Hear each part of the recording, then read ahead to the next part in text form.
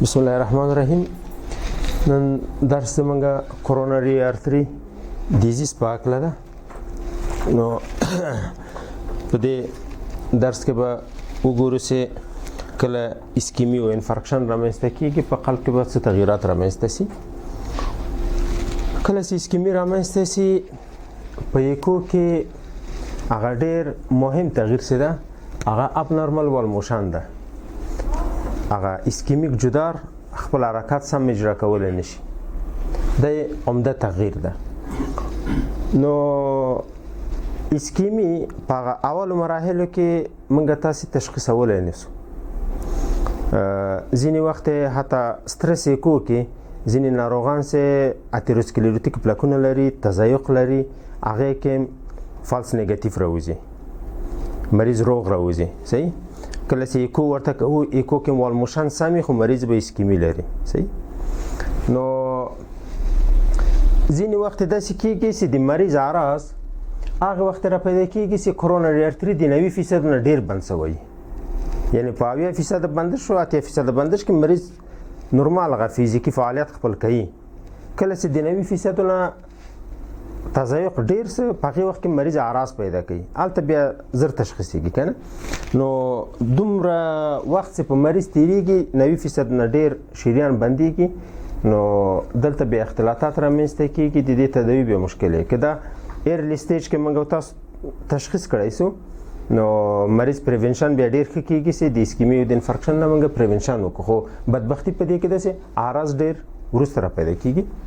که چیرې توتل اکلوژن رامنځته شي، توتل اکلوژن نه وروسته 4 ساعتو کې مایوکارد نیکروز کوي. نو د همدې لپاره هغه ترومبولیتیک اجنټونه چې دي وایي تاسو په اولو 3 ساعتو کې ورکوئ که نه. اولو 3 ساعتو کې د دې لپاره ورکوئ چې عضلې لا نیکروز نه ده کړی، عضله لا ژوندۍ ده، چې ته شریان ورته خلاص کړي د عضله به ژوندۍ پاتې شي. که چیرې په دې 4 ساعته تېرېږي، عضلې چې نیکروز وکړي چې شریان ورته خلاص هم وکړي، ګټه به یې نه کوي که نه. نو ترومبولیتیک اجنټونه کمپاوند په پلمونري په سریبرال ترومبوایمبولیزم کې هلته ډېر کم وخت لري. صحیح؟ په پلمونري ترومبوایمبولیزم کې هلته ډېر وخت لرو، تقریبا 1 هفته 2 هفتې وخت لرو چې موږ ترومبولیتیک ورکو، اکلایټ لایس کو که نه. هغه د دې لپاره چې هلته کولاترالونه په ریا کې ډېر دي، انفارکشن او نیکروز زر نه واقع کېږي که نه. نو ډېر وخت لرو. که نه ترومبولیتیک خو هغه ترومبولیتیک ده. صحیح ده؟ نو ځینې وخت داسې وایي چې 12 ساعتو کې ترومبولیتیک تاسې ورکوئ. صحیح ده؟ تر 4 ساعتو پورې هم ترومبولیتیک ورکولی شي. هغه خبره په دې کې ده چې دغه شریان مثلا دغه برخې ته وینه ورکوي، دا شریان دلته تضایق پیدا کړه، فکر وکړئ چې توتل اکلوژن.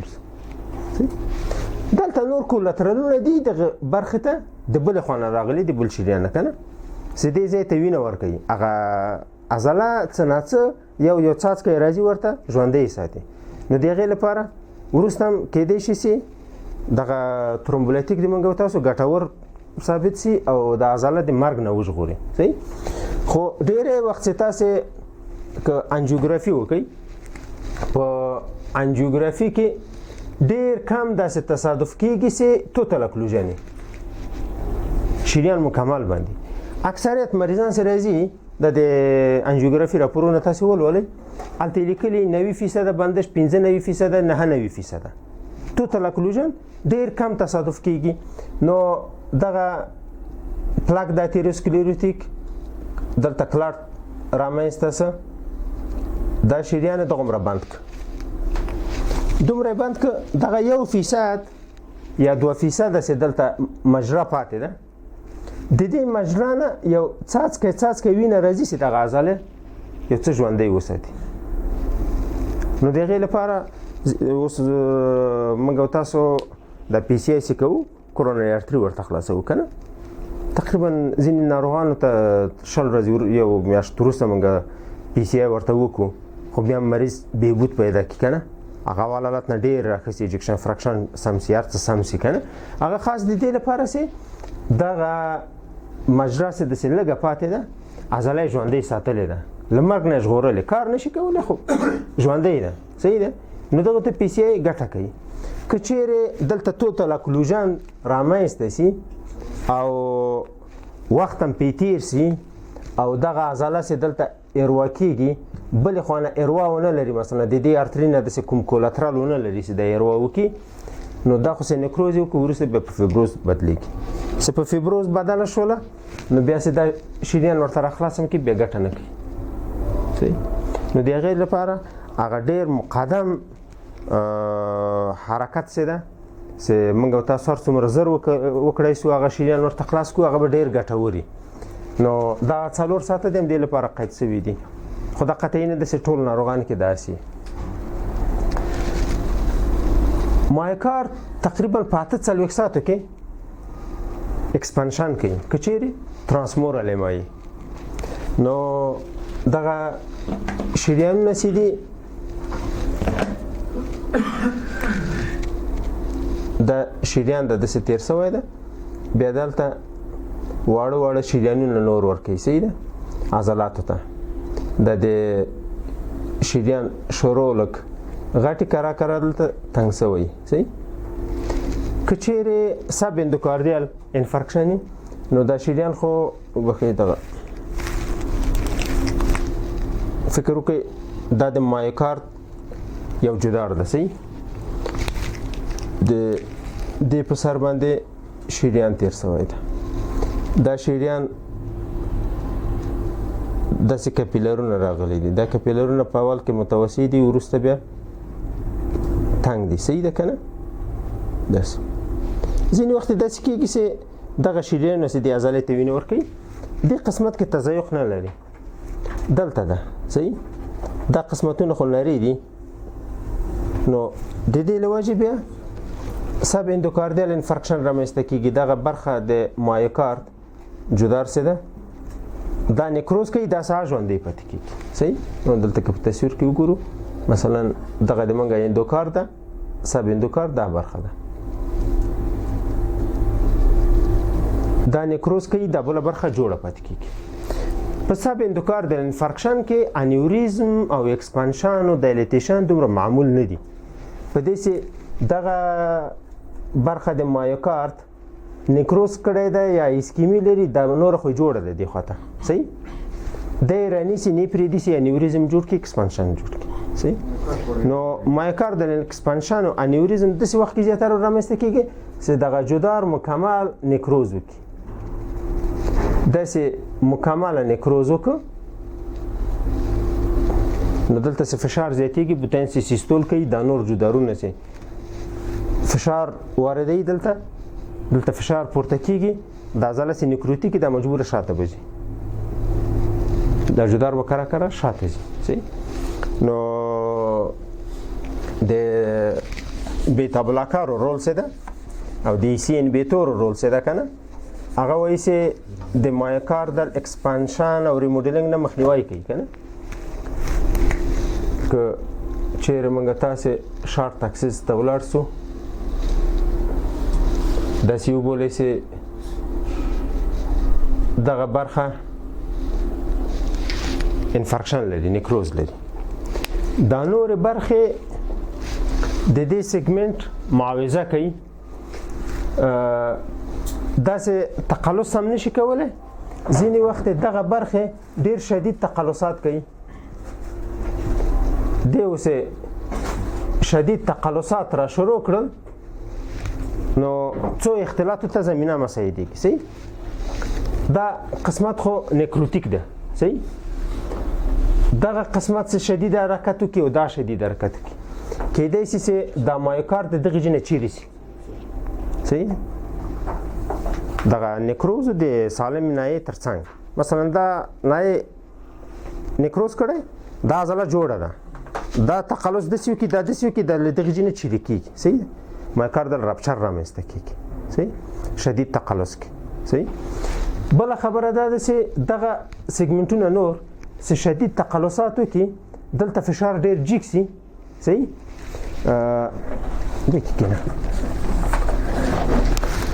دلته چې فشار جګ شي دا به نه شاته ځي، دا خو تقلص نشي کولی که نه دا مړه عضله ده نو قوت نه لري صحیح دلته څه فشار ډېر سي دا مجبور شاته ولاړ شي نو د دې لپاره د بیتا بلاکر رول ډېر مهم ده که نه بیتا بلاکر نیګاتیو نوتروپیزم لري که نه په اولو کې نیګاتیو نوتروپیزم لري نو دغه مایوکارد د هایپردینامیک سټیټ نه ساتي دا نور سي دا جوړ ده صحیح نو د دې لپاره دا عضله نه پرېږدي چې اکسپانشن وکړي یا نیوریزم خواته ولاړ شي صحیح بله خبره داسې که موږ او تاسې ایسي انبیتور ورکوو د ناروغ ته ایسي انبیتور سې ورکو نو دلته افترلود راکموي افترلود سې راکم شو بتین په ورو کانتراکشن سره د وینه شریان ته غورځولی شي صحیح دلته پریلود راکمیږي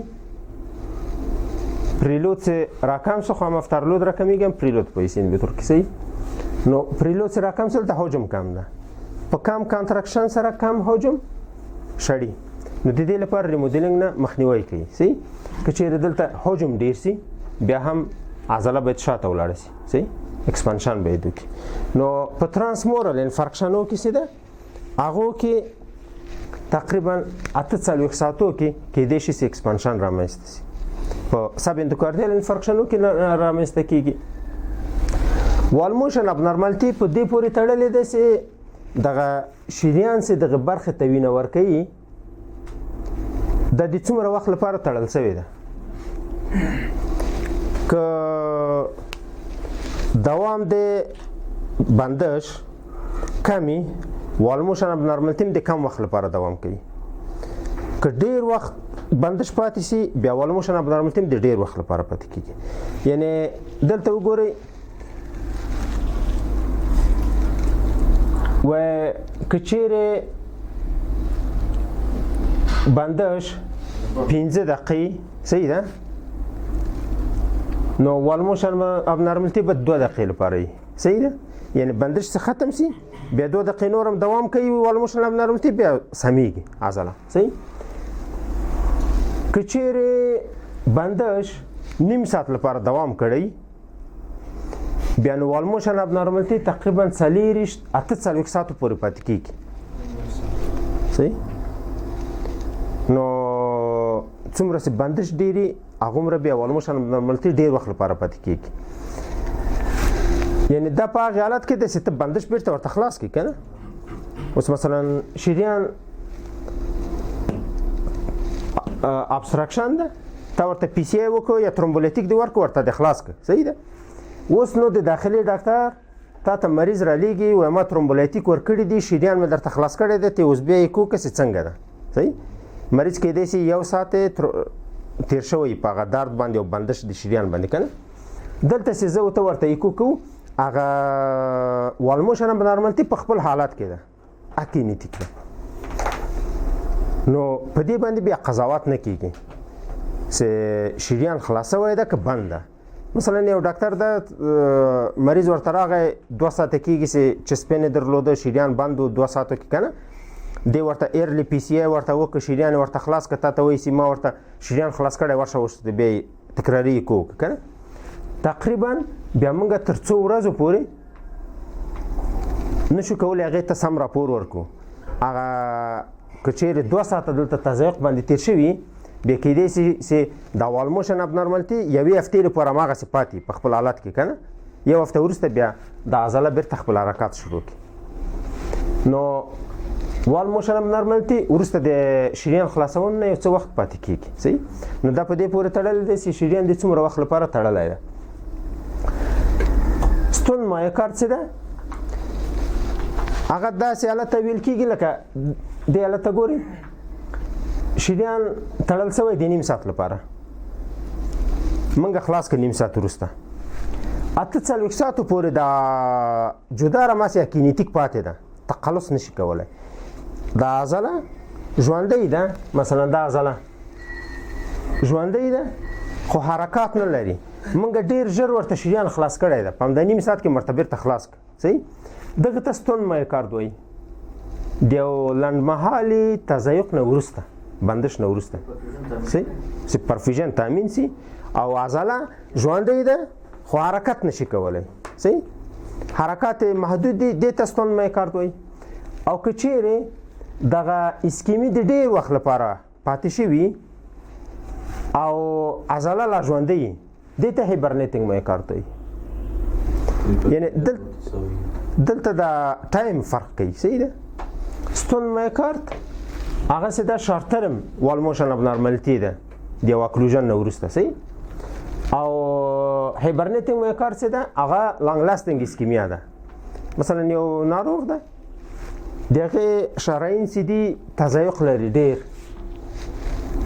یو معوج شریان ده هر قسمت کې داسې تضایقات لري د عضلې ته دومره وینه نه رسیږي چې هغه عضله پې کار وکړي عضله هایپوکینیتیک او کینیتیک حالت کې ده صحیح نو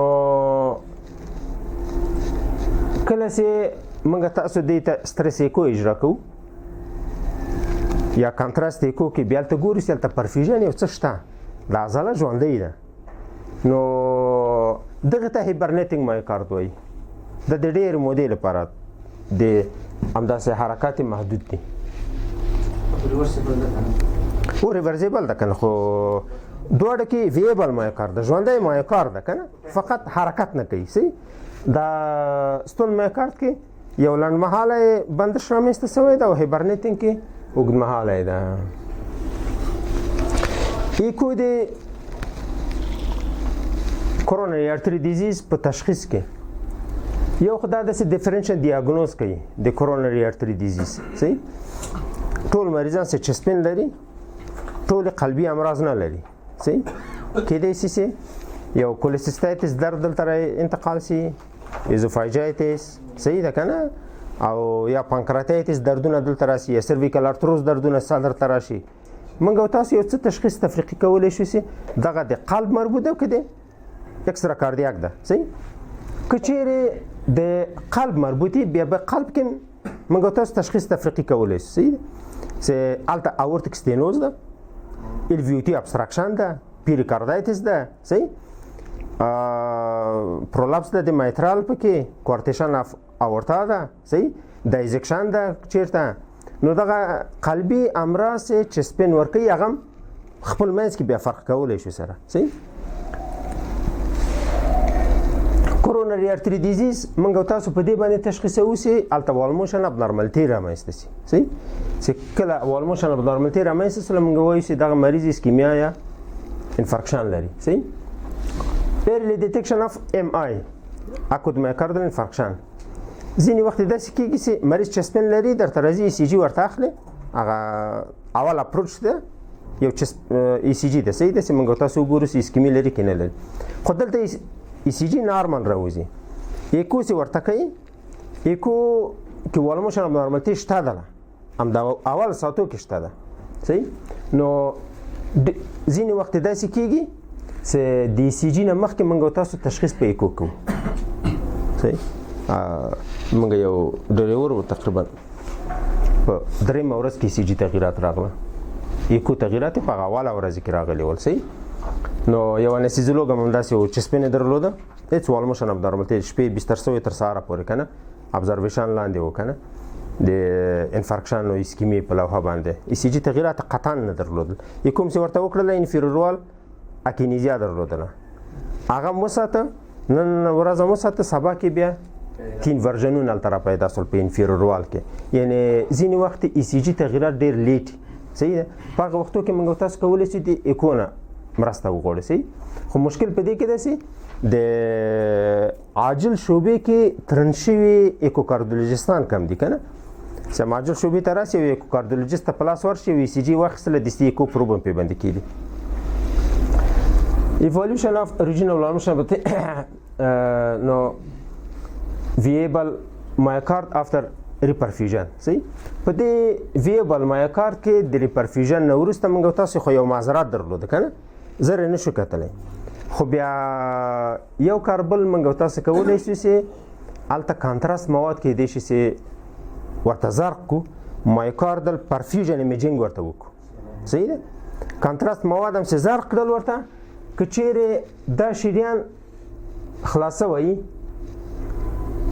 نو دا کنتراست مواد چې راسي بیا دلته عضلې ته ورداخلیږي عضله بیا ایکوجینیک ښکاري که شریان خلاصه وای نه وي دا ساحه همداسې تیاره پاتې کېږي هغه ایکوجینیک مواد کنتراست مواد نه ورداخلیږي صحیح ده ساحه نه روښانه کېږي نو دا په مایوکاردل پرفیوژن ایمیجینګ کې کولی شو او یا سترس یې کو چې ناروغ ته وکړو په سترس کې بیا کېدای شي چې هلته والموشن پیدا کړي اکینیتیک مایوکارد په هایپوکینیتیک بدل شي یا هایپوکینیتیک په نارمال بدل شي داسې کولی شو صحیح ده خو رست حالت کې لږ په اول ورځو کې مشکل ده بیا وروسته کولی شو د دې لپاره بیا بیویبل مایوکارد لپاره نورې نښې لرو په بل لیکچر کې وایي انشاءالله سي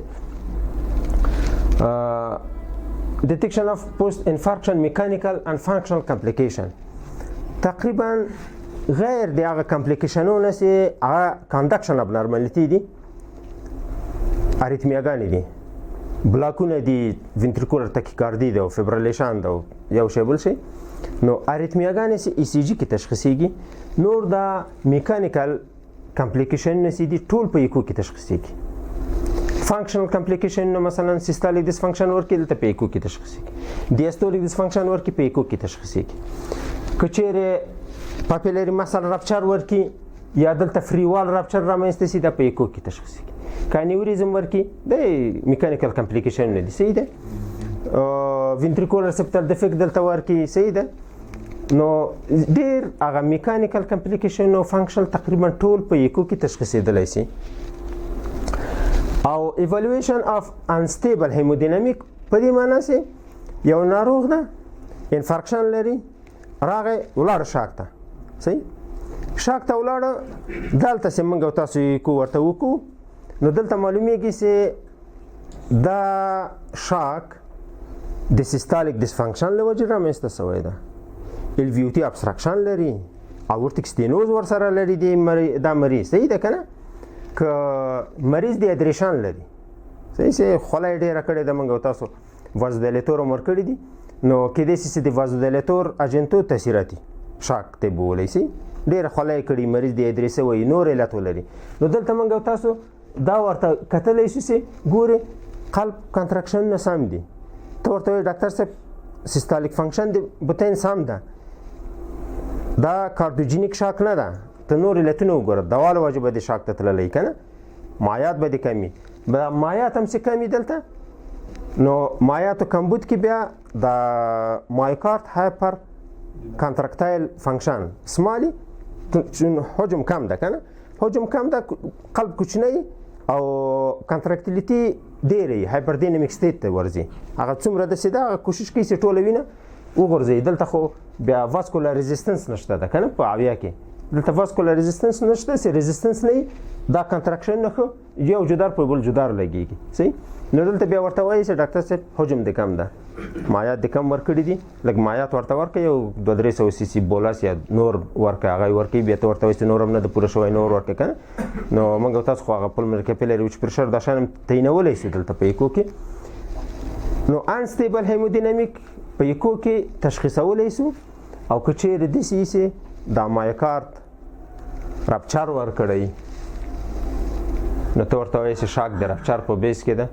مریض د تامپونات جوړ کړ جراحي ته عاجل صحیح پاپیلري مسل رپچر د یو سیویر میترال ریګورجیټیشن رامنځته شه مریض بوتین کانټراکشن کوي د دې په جې وینه داسې لاړې چې ټوله دلته وزین ته راځي صحیح سترګ ولیوم راکمیږي نو ته ورته وایي چې میترال ریګورجیټیشن ډېر شدید رامنځته شوی ده شاک د دې په بیس کې ده عاجل اقدام د جراحي صحیح وینټریکولر سپټل ډیفیکټ رامنځته شوی دلته رپچر ده صحیح یا نو دغه علتونه چې مریض شاک ته بیا یا سیستالیک ډسفنکشن یا میکانیکل کمپلیکیشنونه دي که نه دا ټول موږ په ایکو کې تشخیصولی شو او ډاکټر ته ویلی شو چې مریض دی اوس جراحي ته کاندید ده صحیح یا حد اقل دا شاک دی همدغه قلب په بیس کې ده او که نه چې هغه ډاکټر خو پوه شي نور تدابیر ورته ونیسي ریسک سټراتیفیکیشن د ایمای مریضانو لپاره موږ او تاسو کولی شو دا کتلی شو چې کوم مریض انظار ښه دي کوم مریض انظار خراب دي دا بیا وروسته وایو صحیح چې هغه په دې پورې تړلی ده چې سیستول څومره خراب شوی ده ډیاستولیک فنکشن څومره خراب شوی ده میترال ریګورجیټیشن شته ده نشته ده صحیح. نو دا شان بیا وروسته بیا به ولولو په بل لیکچر کې د ماګنیټیود اف اسکیمیا فلو ریډکشن وایي فلو کمیږي که نه، نو په کومو میتودو باندې موږ او تاسو تشخیص کولی شو. صحیح. نو اول تشخیص ده پرفیوژن ایمیجینګ کې ده. صحیح. چې کانتراست مواد ورزرخ کو هغه اسکیمي ساحه اول ډیره د ټولو نه په پرفیوژن ایمیجینګ کې تثبیتېږي. صحیح ده. دویم درجه کې په همدغه ساحه کې چې اسکیمي رامنځته شوې ده دیاستولیک ابنارمالټي رامنځته کېږي. په ټیشو دوپلر کې چې سمپل ولي ملته کېږي نو هلته ابنارمل ریلیکزیشن به درته وښیي په هغه سیګمنټ کې. په سترین ایمیجینګ کې تغییرات رامنځته کېږي. ټیشو دوپلر ایمیجینګ کې تغییرات رامنځته کېږي. هلته ټیشو دوپلر کې هغه اس موجه ده سیستالیک او دیاستولیک ایزابر موجه ده. او په سترین ایمیجینګ کې سترین ایمیجینګ اوس د اسکیمیا لپاره ډېر ښه میتود ده، ډېر ښه تشخیصوي سترین ایمیجینګ. وال موشن ابنارمالټي په ایکو کې کېدای شي وګورو. صحیح. وروسته کېدای شي په ای سی جي کې تغییرات رامنځته شي او بیا ای سی جي تغییرات نه وروسته هغه انفارکشن او سکارو د شان دي. صحیح. یعنې ځینې وخت دغه وال موشن ابنارمالټي د ای سی جي د تغییراتو نه مخکې رامنځته کېږي. نورمال حالت کې چې دغه عضله تقلص کوي تقریبا د 40-50% نه ضخامت ډیریږي سیستول کې. مثلا که د دغه ضخامت وګورو د عضله ده 10 ملي متره، د سیستول په حالت کې دا باید 14-15-14 نظر دې تاسې سیستالیک فنکشن څنګه ده. صحیح ده. که کانتراکټیلیټي قوي کېدای شي د عضلې ضخامت ډیر شي 10-17 ته واوړي. صحیح. کانتراکټیلیټي که کم وي د 10-11-12 ته واوړي که. نو نورمال حالت کې دا 40% نه پورته ضخامت د عضلې زیاتېږي. که چیرې د 10% نه عضلې ضخامت کم څه یعنی ضخامت د عضلې په دیاستول سیستول کې لږ فرق وکړي سره خو ډیر نه، نو دې ته موږ هایپوکینیټیک وایو. دا هایپوکینیزیا ده. که چیرې د 10% نه عضلې ضخامت لږ تغییر وکړو دا اکینیزیا ده. ضخامت ته ګوري چې څو فیصده ده ضخامت پیدا کوي. که چیرې داسې چې دغه بوتین تقلص وکړو دغه برخه شاته ولاړله.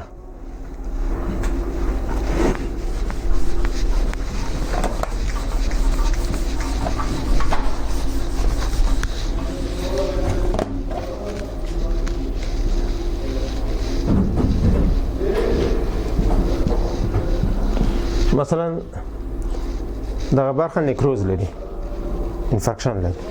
دلته چې د جدارو فشار راوړ په داخل باندې دغه قسمت قوت نه لري، دا شاته وځي. شاته وځي چې بوتین دیاستولو کې دلته فشار سقوط کوي. چې فشار سقوط وکړي د عضله بیرته خپل جي ته راځي. دا ډیسکینیزیا ده. یعنی دلته چې فشار ډیر شي شاته ځي، چې دلته فشار کم شي بیرته خپل جي ته راځي. دا ډیسکینیزیا ده. او که چیرې داسې چې دغه برخه یو بلجنګ پیدا که شاته ولاړله په سیستول کې هم دلته پاتې شو، په دیاستول کې دا نو انیوریزم ده. صحیح. نو د ډیسکینیزیا او انیوریزم فرق هم دی کې ده چې ډیسکینیزیا د دیاستول په وخت کې بیرته خپل جي ته راځي او انیوریزم ساحه بیرته خپل ځای ته نه راځي.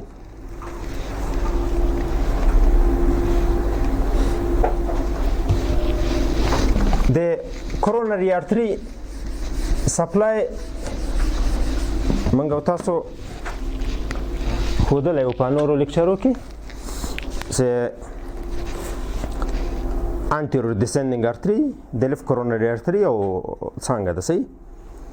دا anterior interventricular sulcus کې سیر لري، دلته شاخې ورکوي diagonal artery د left ventricle anterior wall لري ورکوي. صحیح. دلته ډېرې لږې لږې شاخې د رایټ ventricle دا ډېر کمه ساحه هم کېدای شي چې دې جنایي راشي. صحیح. خو ډېره کمه ساحه دې خواته نه راځي. دا شریان داسې تاویږي د رایټ وینټریکل اپیکس هم اروا کوي. ځینې وخت چې رایټ کورونري ارټري بند شي بیا رایټ وینټریکل فری وال اکینیټیکي اپیکس حرکت لري. هغه خاص د دې لپاره د انټیرو ډیسندینګ ارټري دلته راغلی ده. صحیح. سرکمفلکس ارټري راځي داسې تاویږي چې داسې تاسو لاترال خواته د رایټ د لیفت وینټریکل د انټیرو لاترال وال ته دلته اروا ورکوي او یو شاخه ترې سرکمفلکس نه بیلیږي که نه اوپټس مارجینالس پراکزیمال او دستال دي که نه. دا پراکزیمال زیاتره دلته راځي او دستال بیا راځي دلته پوستیرو لاترال کې یا انفیرو لاترال چې موږ تاسو ورته وایي دې برخې ته اروا ورکوي. رایټ کورونري ارټري خلف کې سیر لري د قلب شاته ده دلته. نو یو څه شاخې ورکوي دلته رایټ وینټریکل فری وال ته. صحیح. او دلته پوستیرور انټروینټریکول سلکوس کې سیر لري. بیا دلته یو ځینې شاخې لري سپټم ته انفیرو سپټم د دې خوا نه اروا کېږي او انټیرو سپټم د انټیرو ډیسندینګ ارټري له خوا نه. صحیح. لیفت انټیرو ډیسندینګ ارټري له خوا نه دې خوا نه دا شاخې ورکوي انټروینټریکول سلکوس ته او رایټ کورونري ارټري د دې خوا نه لاندینۍ برخه د دې خوا نه پاسینۍ برخه د دې خوا نه او د لیفت وینټریکل انفیرور وال هم دې ته نږدې ده. لیفت وینټریکل انفیرور وال هم د رایټ کورونري ارټري له خوا نه سپلای کېږي. نو دا هغه سپلای برخې ښیي چې دلته ټو چمبر کې انټیرور وال لرو انفیرور وال لرو. لیفت انټیرو ډیسندینګ رایټ کورونري ارټري. صحیح. په اپیکل فور چمبر کې انټیرو لاترال وال لرو انټیرو لاترال دی سرکمفلکس ارټري و. صحیح. او انفیرو سپټال ده چې د رایټ کورونري ارټري له خوا نه سپلای کېده که نه. په پلکس منظرې کې انټیرو سپټم لرو چې د انټیرو ډیسندینګ ارټري له خوا نه اروا کېده او پوستیرو لاترال ده چې هغه د سرکمفلکس ارټري نه موږ ویلي دلته شاخه ورکوي. صحیح. نو شارټ اکسس کې دغسې انټیرو سپټم ده انټریور ده. صحیح. دا د انټیرو ډیسندینګ انټیرو لاترال پوستیرو لاترال سرکمفلکس ده انفیرور وال او انفیرو سپټال د رایټ کورونري ارټري له خوا نه اروا کېږي. کله چې ایکو کوو د وال موشن ابنارمالټي لپاره وال موشن سکور انډکس لرو. وال موشن سکور انډکس د دې لپاره داسې وپوهېږو چې دا وال موشن ابنارمالټي څومره وسعت لري څومره پراخ ځای نیولی ده. د هر سیګمنټ لپاره اوس دلته د جدار کې 3 سیګمنټه دي. صحیح. بازل انتیرولاترال میډ انتیرولاترال اپیکل انتیرولاترال دا بازل انفیرو سپټم میډ انفیرو سپټم اپیکل سپټم. صحیح. هر سیګمنټ ته بیلې بیلې نمرې ورکوو. کانټراکشن ګورو د هر سیګمنټ څنګه ده. که کانټراکشن نارمل و یوه نمره ورکوو.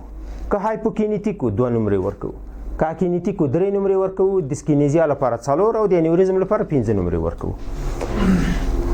دا نمرې د 14 سیګمنټو ټول جمع کوو دلته د فرمول په صورت کې لیکو.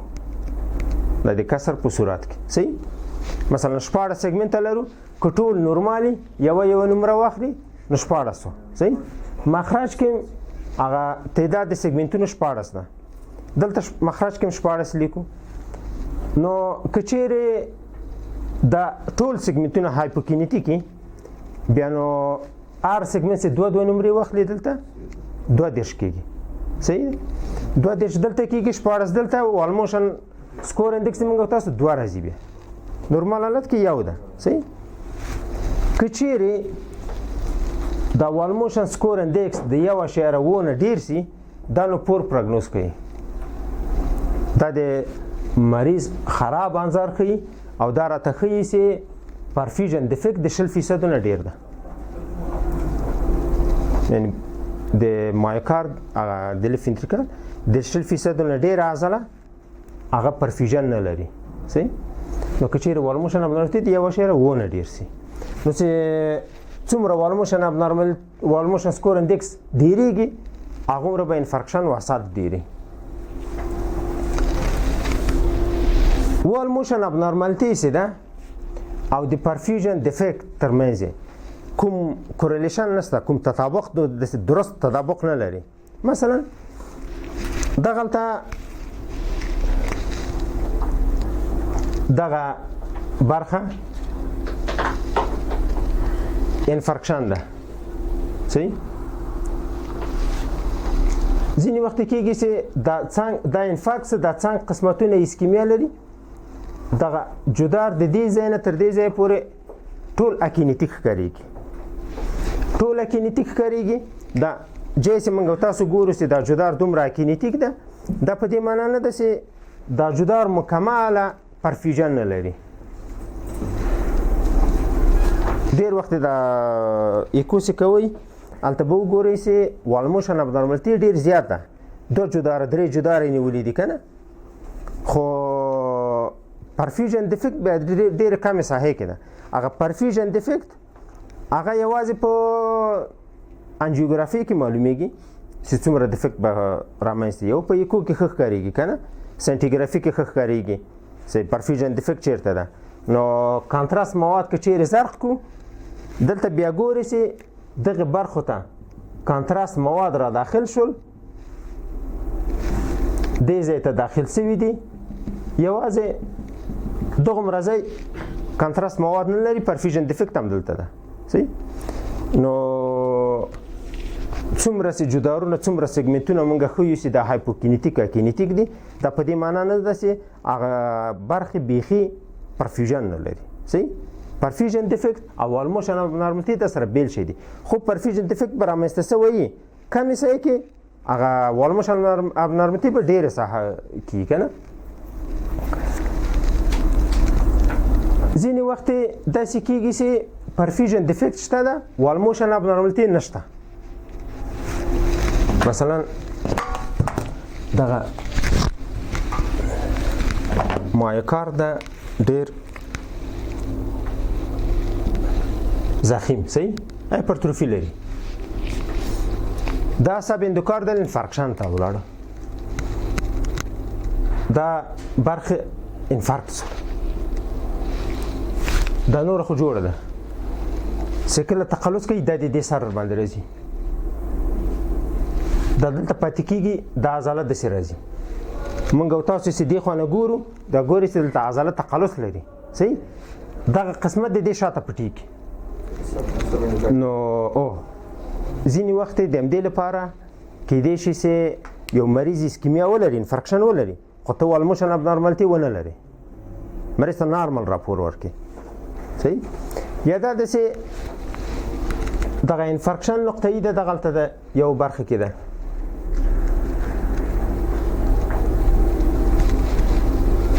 یو کوچنۍ برخه ده دا قسمت مخې ته راځي دا مخې ته راځي دا سهم ځان سره راکشوي صحیح داسې چې د لرې نه ورته ګورې دا قسمتونه ټول کنټرکشن لري دا کوچنۍ دی دی منځ کې پاتې کېږي صحیح نو دا منځنی قسمت انفارکشن منځ کې پاتې دا نور عضله هایپرتروفي وله که نه په سر راغله نو هغه د موږ سترګو نه پټېږي نو ځینې وخت هغه انفارکشن موجود وي خو والموشن ابنارمالټي نه وي پکې موږ تاسې نارمل راپور ورکوو صحیح نو دې کې هغه معالج ډاکټر دعوا نشي کولی په دې چې موږ دلته معذرت لرو صحیح چې هغه وایي چې سی جي کې دا د تغییرات دي ایلیویشن دی ډپریشن ده تا نارمل راپور ورکړه که نه نو داسې امکانات ډېر دي چې هلته سی جي کې تغییرات دي او ستا یکون نورمال دی صحیح ځینې وخت داسې کېږي چې کورونري ارتري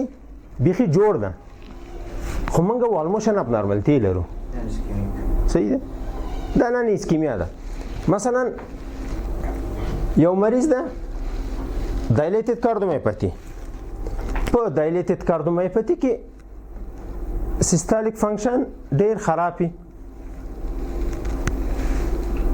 بوتین دایلیټ سیستول خراب کنټراکټیلیټي ډېره کمه وي صحیح موږ هایپوکینیزیا هغه حالت ته وایو چې دغه عضله په سیستول کې د 10% نه کمه ضخامت کمی صحیح دې ته هایپوکینیزیا وایي دا د موږ تاسو لپاره هایپوکینیزیا ده خو دا په دې معنا نه ده چې هلته کرونري ارتري بند شوی ده اسکیمیا ده سیستول خراب ده صحیح دا یو حالت بل دا ده چې مثلا ځینو امراضو کې لکه امریکن تریپانوزومیازیس ده که نه چاګز دیزیس ورته وایي او یا په سارکویدوزیس کې ځینې داسې امراض دي چې دلته فایبروز رامنځته کېږي فایبروز رامنځته کېږي د هغه عضله کینیتیک کېږي ریجونل وال موشن د ټول عضله جوړه ده دغه یو قسمت کینیزیا لري ایکوجینیک د فایبروز لري دغه لري نو دا د بل مرض له وجې نه ده د کرونري ارتري له وجې نه خو نه ده نو داسې کېدای شي چې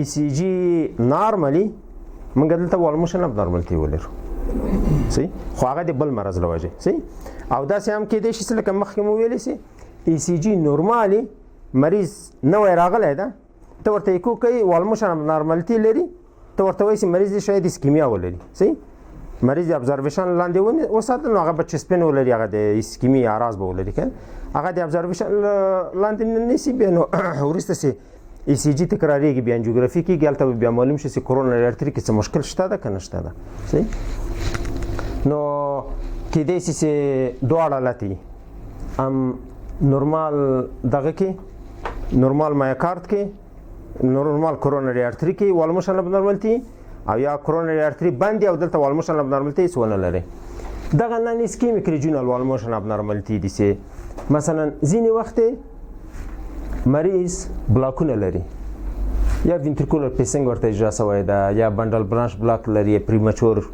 وینتریکولر کانټراکشن لري یا وینتریکولر پری ایکسایټیشن ده صحیح ده په دې حالتو کې دغه مایوکارد کانټراکشن موږ تاسې اکثرا داسې ګورو دې ټولو ته یو نظر کوو دا له دې سره ټول سره مقایسه کوو چې کوم قسمت کانټراکشن کوي کوم نه کوي صحیح په دې بلاکونو کې څه ده دا یو قسمت کانټراکشن کوي لږ په تاخیر کوي سره لږ په ځنډ کوي صحیح نو هلته قانون داسې دغه بل نظر غورځوي تنه دا جدار به ګوري دا جدار به ګوري چې کانټراکشن کوي کې نه کوي دا دی ولې د کوي بیا به دې ته پام کوي څنګه ده بیا به دا له نظر غورځي داسې ګلوبلي به نه ګوري یو دم بیل به ګوري که نه په دې چې که دا له دې سره مقایسه کړي دا خو یو ځای تقلص نه کوي که نه دې به تقلص کړي دا به په خپل ځای پاتې دې ټولو اریتمیاګانو کې داسې یو مشکل ده نو که چیرې بیل وګوري بیا نه غلطېږي او که چیرې په یو دم د لرې نه یو ټولو سیګمنټو ته وګوري بیا نه غلطېږي سړی نه abnormal ventricular interaction دا سه right ventricle volume overload یا pressure overload کنه یا pericardial contraction نو دلته سه right ventricle فشار ډیر څه د سپټم خو دې خټې لکې سپټم حرکت نه پریدي البته د فشار لاندې ده استرخاء نه پریدي سپاس لرسي هم دلته جې په جې ده سي نو ته فکر کوي چې دا انټرventricular سپټم اکینیټیک ده هایپوکینیټیک ده حال دا چې هغه د فشار لاندې ده صحیح د right ventricle فشار لاندې ده یا دلته کنسترکټیو پیریکاردایټس لرو یا تامپوناد لرو د غزله شاته نشي تللی نو په دې حالت کې یوازې په سیستول کې موږ تاسو ګورو چې سیستول کې د لږ داخل ته حرکت کوي کې نه کوي کې داخل ته لږ حرکت وکړو نو عضله ژوندۍ ده د والموشن ابنارملتي نه لري نو دیو کې یوازې مشکل دی کې پیدا کېږي چې استرخاء نشي کولی داسې شاته نشي تللی دا نور حالتو کې هم دغسې داسې مثلا یو مریض اسایتس لري کنه بطن لخوانه دیافراګم راټیله شوی ده البته بیا انفیریور وال ګوري چې دلته مثلا شارټ اکسس ته منګزو دغه ټول بوتین استرخاء کوي داسې ځي شاته دغه برخه نه ځي دا دلته فلات پاتې کېږي داسې پاتې کېږي د لاندې د دیافراګم لخوانه په باندې فشار ده یا د حاملګۍ له وجې اسایتس هر شی سي که نه دیافراګم راټیله کړې ده دلته شاته نشي راتللی خو چې دلته ورته وګورې دا کانټراکشنونه شته ده سیستول دیاستول لږ فرق کوي سره صحیح دا نو نه غلطېږي خو چې سترګې اشنا نه وي بیا ځینې وخت کېدای شي سړی نه خراب سي نو دا هماغه مخکینۍ خبرې ولې چې موږ تاسو ویلې چې ټول هغه امراض چې سپین ورکوي په ایکو کې کاردیوواسکولار مربوطي هغه تشخیصیږي که نه چې هغه که اورتیک کوارتیشن اورتیک ستینوز الویوتی ابستراکشن کورونري ارتري ډیزیز پلمونري ستینوز او پلمونري ترومبوایمبولیزم کې اورتیک ستینوز که نه دا ټول په ایکو کې میترال پرولاپس مثلا پیریکاردایټس صحیح ده اورتیک ډایزیکشن دا ټول دلته تشخیصولی شو صحیح او نور سي مثلا نور امراض مثلا اورتیک ډایزیکشن د وبخې دلته راغلی بیا اورتیکو پلمنري ارتري انیوریزم ده دا هم یو دوامدار چسپین ورکوي ډل چسپین ورکوي انفلامیشن د اندوکاردایتس که نه پیریکاردایتس مایوکاردایتس دا ټول په ایکو کې تشخیصیږي میترال والف پرولپس د تومورونه دي داخل د قلب کې چسپین ورکوي